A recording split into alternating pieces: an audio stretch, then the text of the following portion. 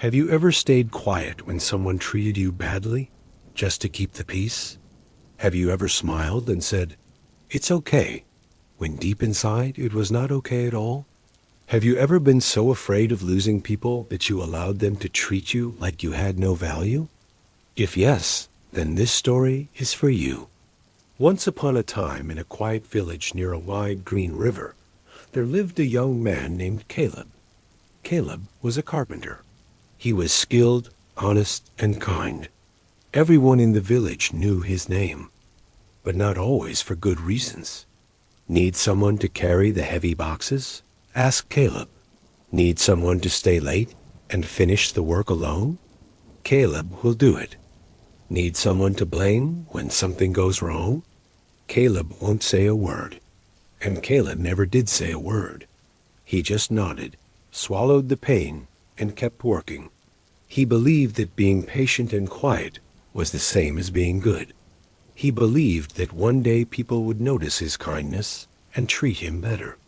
But that day never came.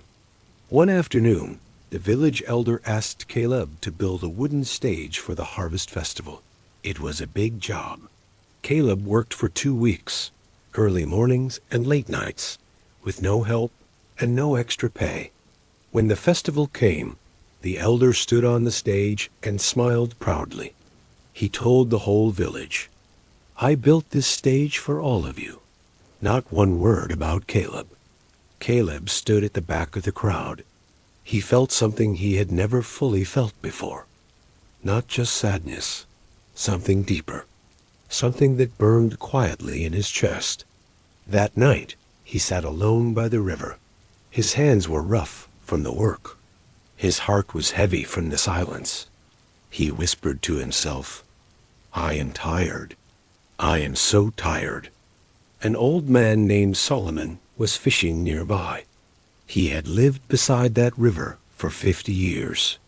He was known in the village as a man of few words, but when he spoke, people remembered. Solomon looked at Caleb and said, "You look like a man who has been carrying something that doesn't belong to him." Caleb looked up.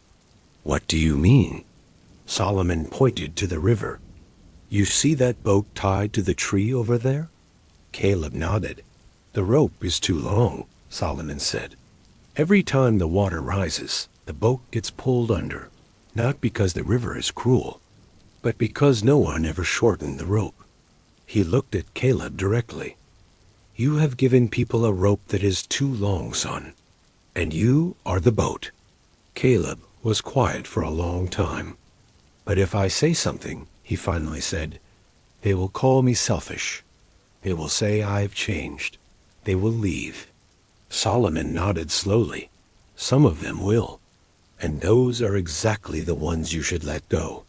He pulled in his fishing line and continued.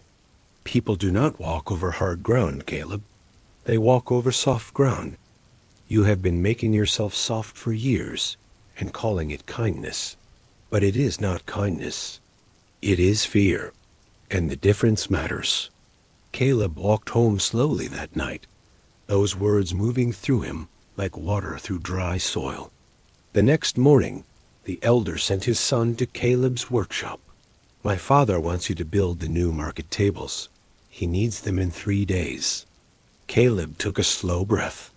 His hands felt the familiar pull to simply say yes.